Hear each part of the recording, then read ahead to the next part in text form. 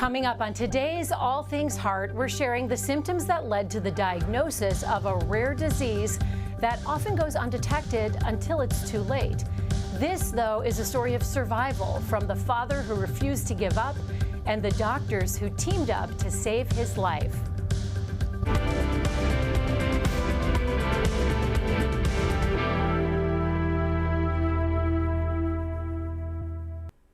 Good morning, I'm Alexis Del Cid. Welcome back to a new season of All Things Heart. Curtis Feather was enjoying retirement when he realized that simple things that used to be easy for him were leaving him out of breath. It turns out his heart was failing and he needed a new one. Somebody had to die so I could live, and that's always got me. We share the diagnosis that brought Curtis to the University of Kansas Health System for transplant surgery and cardiologists and oncologists who worked to save him. That's my grandkids, and that's Dusty and Melinda, my daughter-in-law. Feeling great today. Yeah, I'm feeling real good now. Curtis Feather is back. They're little there, ain't they? Back to health and back to doing the things he loves, like cheering on the Chiefs and the Cardinals. We'll reserve 20, 30 seats up there. And spending time with his large family in Sarcoxie, Missouri, including his two sons, Denver and Dusty. There's cousins everywhere to run around this small town with. And his wife of 47 years, Kathleen. Right here, 47 years. My high school sweetheart, and I loved her so much. She's been being here for me the whole time. The trouble began in fall of 2023 when at 64, Curtis noticed he was feeling short of breath doing the things that he had never struggled with before. Luckily, his yearly physical was right around the corner. And when his doctor listened to his heart, she didn't like what she heard. She sent him for an echocardiogram, and ultimately Curtis was referred to the University of Kansas Health System in Kansas City.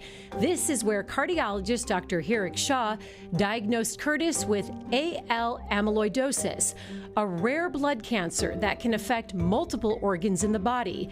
In Curtis's case, his heart. The heart was harder, kind of like a turtle shell, so it wasn't beating like it's supposed to be soft, and beat. And so mine was getting hard, and the blood just wasn't flowing through like it should.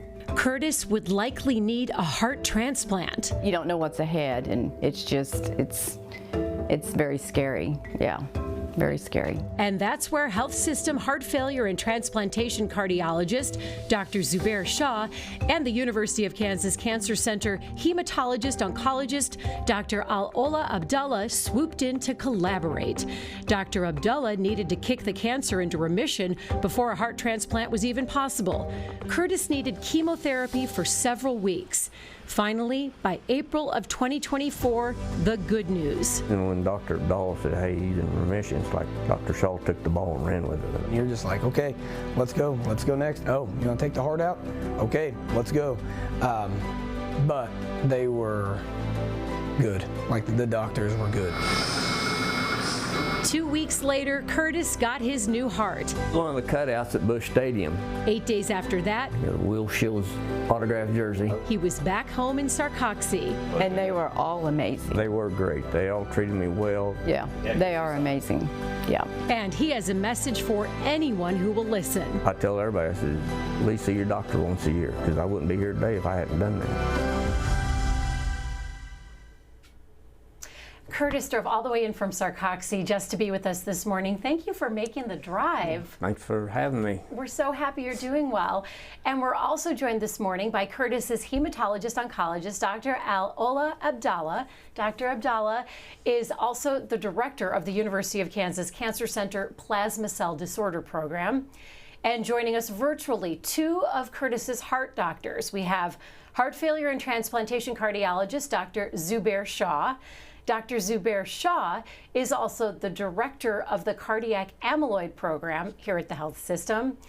And we have heart failure and transplantation cardiologist, Dr. Hirik Shaw.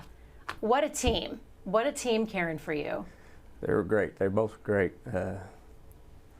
I just can't thank them enough for what they did for me. And we just love hearing that from your wife as well. How are you feeling physically? Great. I'm feeling great now. I still need to get some strength back. But overall, I'm feeling great. able to do your things, I'm and you're able to do basically everything I could before, just slower and take my time and do it. So, but you're doing it. I'm doing it. Right out of the gate, I do want to get to Dr. Zubair Shah, because we only have Dr. Zubair Shah for 15 minutes this morning, because he's joining us from a medical conference in Salt Lake City, where you're giving a presentation soon because you're kind of a big deal. So Dr. Shah, I want to ask you, AL amyloidosis is described as a rare disease. How many people do you estimate in the United States, have this type of amyloidosis? Alexis, it's kind of difficult to answer. I think Dr. Abdullah may be the right person. But at KU, we do see a lot of patients with AL amyloidosis. And I kind of manage the cardiac involvement, and Dr. Abdullah manages the overall AL amyloidosis. And it's so common, you know, we only few centers have a program like this where we meet every Thursday of the month, first Thursday, and at least talk about 8 to 10 patients, new patients every month. So for us, it's not that uncommon. Because we're the only place that can treat patients like this, Dr. Abdallah. Absolutely. I mean, we have one great thing here. As you can see here, we have a really impressive team. AL amyloidosis, as we can talk about it, it's a very complex disease, you know, that you need a multidisciplinary team, from an oncologist to cardiologist, the main players, and sometimes if the kidneys are affected, you need a nephrologist, neurologist, and GI doctors and palliative care. So that's something very unique about this disease, is that you need different team members to play a role in order to treat these patients. So when you're in a comprehensive cancer center, and also a well-known cardiology center as well, that teams up to provide a better results for our patients for amyloidosis. Like Curtis. Yeah. Curtis, what other symptoms did you have other than feeling tired and short of breath, doing normal activities that didn't do that to you before? I could just tell I was getting weaker. My ankles swollen. You know, it just really, you know, I thought, well, I was just getting lazy because I recently retired and sitting around more. I thought, well, I just need to get back in shape and everything. And then my doctor said, it don't sound right. Let's do something here. So other than that, I just thought I was out of shape and just getting weaker. But thank goodness you went to your regular doctor. Yeah, it's a good. Yeah, I'm glad I did. And sent you to these guys who were able to save your life. Yeah. Dr. Shah, you were the first doctor, Dr. Hirik Shah, you were the first doctor here at the health system to see Curtis. So what did you see on the tests that prompted you to send Curtis to Dr. Zubair Shah? Yeah, Curtis, great to see you, and thank you for having me on the show. Alexis, that's a great question. I think with cardiac amyloidosis, really the test that really kind of, for me, triggered all the subsequent testing was the echocardiogram and the cardiac MRI. You know, cardiac imaging is a very, very important part of this disease process. And when I first saw him in the ICU, I saw his echocardiogram, and his heart was very thick. And there's only a few things that cause a thick heart. We rule out things like high blood pressure and things like that, but he didn't really have any of those things. And right away, you could just tell just on the imaging that there's a way that it looks, you know, speckled in a way, that you could tell that there's something infiltrating that heart. And so based on that kind of got us triggered that, okay, maybe amyloidosis is the condition. And in order to diagnose that, then you do subsequent testing. And we basically check for proteins that, you know, are involved in AL amyloidosis, looking for, you know, light chains, and his were off the charts high. And by then you knew that was the diagnosis. And then you need a tissue diagnosis, which Dr. Abdallah and Dr. Zubair Shah can talk about how they got the tissue diagnosis. But it really was the echocardiogram that kind of started this whole process. Because when you look at that echocardiogram, his case, you know, was very classic. When you look at it, that was the first thing that, you know, we thought of when we saw that. I was like, this is amyloid. And the good thing now is that with Dr. Zubair Shah and Dr. Abdallah's expertise, this was a condition that previously might not have had great treatments, but now there are great treatments. And I think that's leading to more recognition of this disease process, because we could really influence and change patients' trajectory when maybe 20, 30 years ago that this was a mortal condition. So Dr. Zubair Shah, what kind of tests and scans then do you do once Curtis makes it to you? So yeah, Alexis, I do want to go back. You know, this is very important how Hirik Shah picked it up very fast. I think in Curtis's case, he got lucky. He was at right place, right time, and right person also. Generally, we see a delay in the diagnosis, and which can be very tragic. If their heart is too involved, their organs are too involved, generally treatment becomes difficult and transplanting them becomes difficult. So how quickly he got diagnosed was the main reason, we were able to offer transplant also. So regarding tests, once you do the basic test, that's our blood test showing us that light chains are elevated. These are the proteins that come from bone marrow that indicate that patient has AL amyloidosis. Once they are abnormal, tissue diagnosis is very important. And we can start with fat pad biopsy because amyloidosis is protein buildup. You have to prove patient is building up protein. So we do a fat pad biopsy. If it shows amyloid deposition, we can even go to the organ in like heart endomyocardial biopsy. We take a small sample of heart and then kind of do different tests to prove patient has AL amyloidosis. And in Curtis's case, that's what we did and did very fast. I think within 2 weeks we had diagnosed him with AL amyloidosis. Where do you take the first biopsy? Did you say a fat biopsy? Yeah, in the belly, because it's less invasive, you can do that first. Yeah. And 2/3 of the patients who have AL can be positive. But if it's negative and our suspicion is still high, we straight go to heart. And in some circumstances where urgent diagnosis is important, we need timely, like in Curtis's case, you can straight go to heart biopsy because you are seeing heart is thick, or straight going to the organ where you are suspecting the involvement. That can also be a strategy to save time. Where do you go through the body to get the heart biopsy? Is it done like a catheter through the leg, or do you go in through the neck?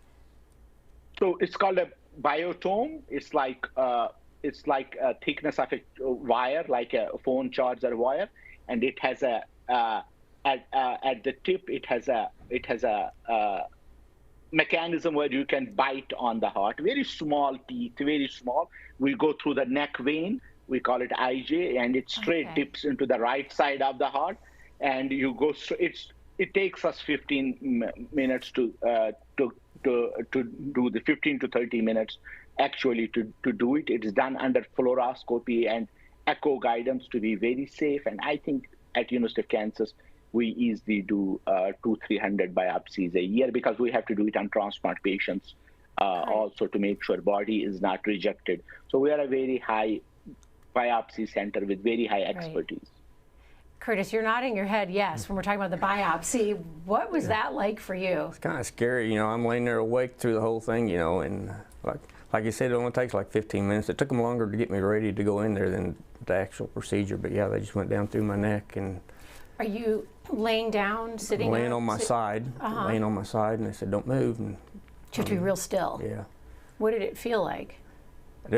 Just going in, it was the only sting I felt when they went in, but once they was in, I didn't feel a thing. I could hear squeaking, and doing things, weird noises, but could you feel like stuff happen in there? You could just hear it squeaking around? Oh, that's kind of weird. Yeah. What an odd sensation. Yeah. Dr. Abdallah, when people hear amyloidosis, a lot of people just think heart. Can you explain? A lot of people don't think cancer, they think heart. So can you explain the blood cancer part of this? Absolutely, and I think a lot of people have the right to imagine it's the heart all the time because we always try to, inform a lot of patients and the population. It's a very rare disease. Amyloidosis is a product. It's a protein product, that actually deposit in main organs like the heart, liver, and the GI tract, the nerves, the kidneys, and causes damages. What happened here is that the question is that where are these proteins coming from? Where are these amyloidoses coming from? There are different parts. So there's sometimes from the liver and sometimes it comes from the bone marrow. So what Curtis have here is from the bone marrow. We call it light chain amyloidosis, AL amyloidosis. And these light chain amyloidosis coming from, unfortunately, plasma cells. The plasma cells, which is part of your white blood cells, produce antibodies like kappa and lambda light chain, normally for protecting from infection. Something awkward happened to these plasma cells that causes these antibodies to be shaped differently or misfolded, and it's like I kind of like describe it as a sticky material, the amyloid. And these amyloid, when it deposit in a higher volume, it causes damages to places like the heart, the kidneys, and that's why AL amyloidosis. So yes, there is the portion of cancer which is in the bone marrow. I call it the factory that produces the light chain amyloidosis and causes all the problems that include what happened to Mr. Curtis. So Curtis, your heart's failing, but before anyone can do anything, they have to treat your cancer first.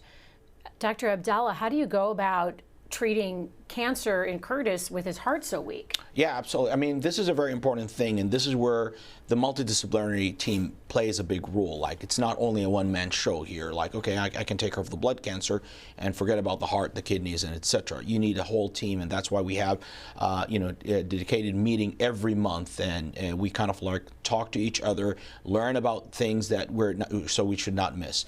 What we try to do here is to kill the cancer cells. With a weak heart, we understand that we try to provide the right treatment that is suitable for Curtis in order to get him in remission safely. And the word safely is a very important thing because you're talking about the heart, the kidneys, etc. You want to give them the right drugs.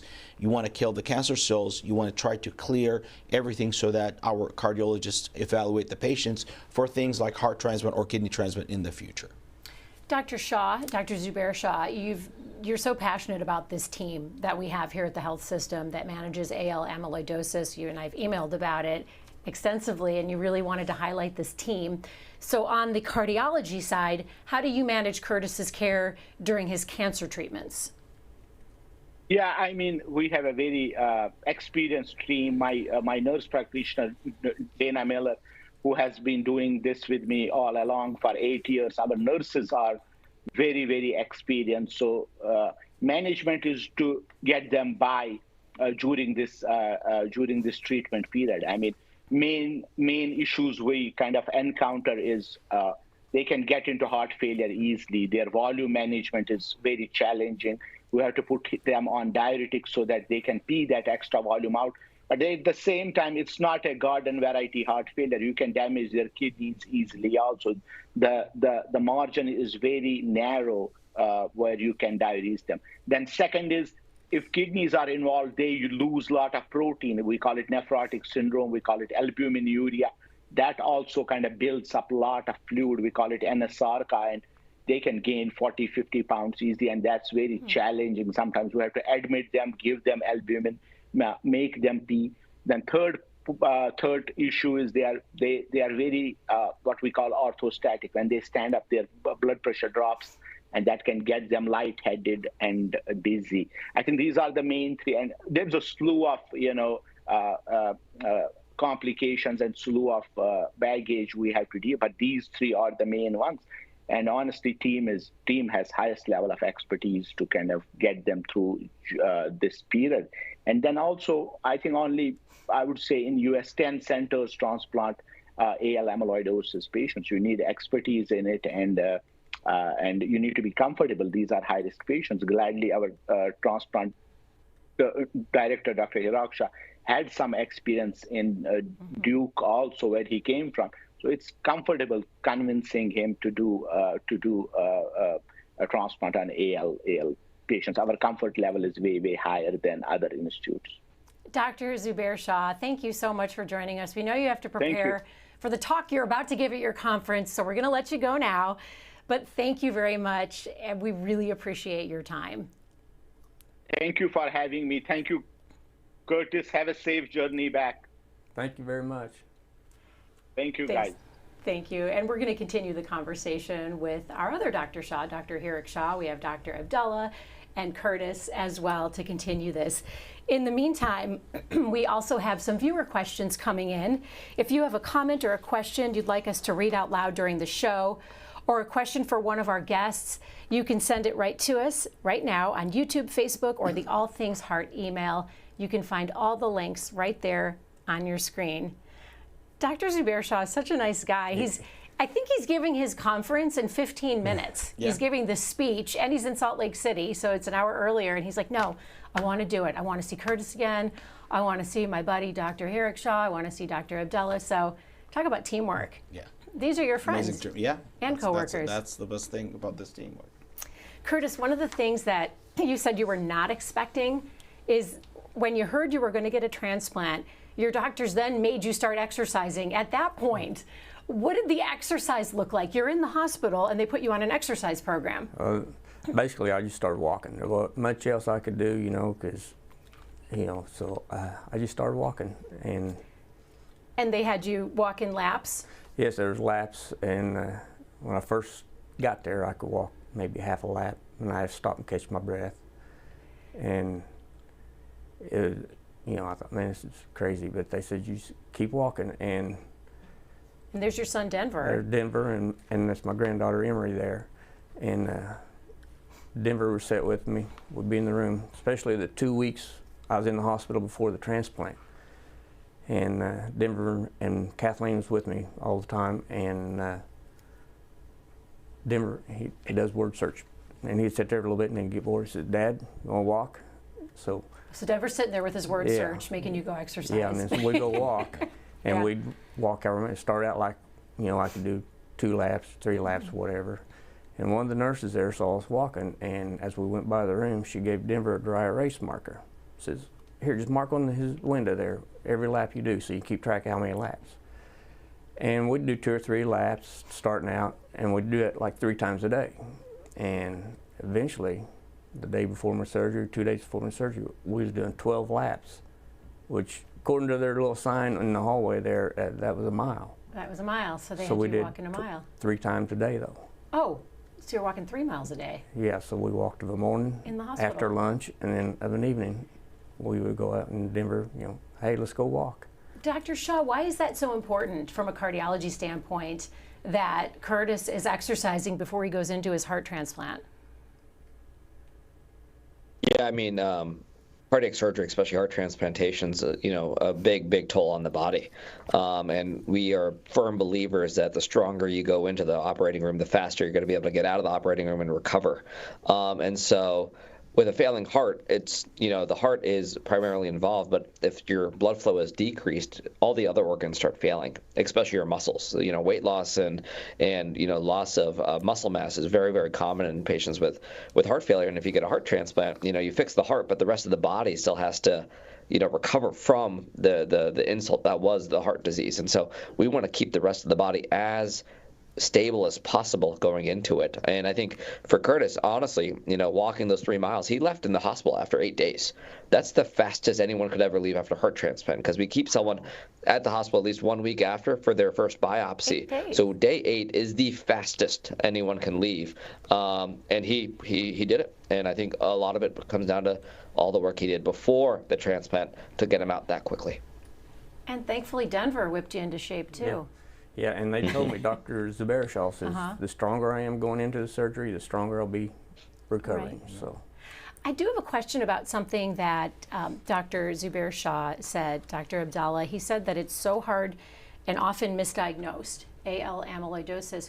Why is it often misdiagnosed at other places, whereas you had Dr. Hirak Shah here who said, yeah, I think that's what it is, right away? That's a really great question. I think the problem about that is that because it's a very rare disease and you need a subspecialized, and Dr. Shah, you know, he's in a very bigger center. He had been also exposed to this type of disease before, so his differential diagnosis kind of like focused on the right diagnostic material for that and kind of like meeting all the criteria for the AL amyloidosis. So as much as we say that, as Shah was saying, Zubair Shah before he left, like, we are very lucky when patients come and refer to us earlier to catch the diagnosis. So if it wasn't for Dr. Hirak Shah, Curtis will have like a very advanced case of heart failure, and that will be a big, you know, a big burden on us all to how we can treat him, how we're going to get him to the heart transplant list very sooner.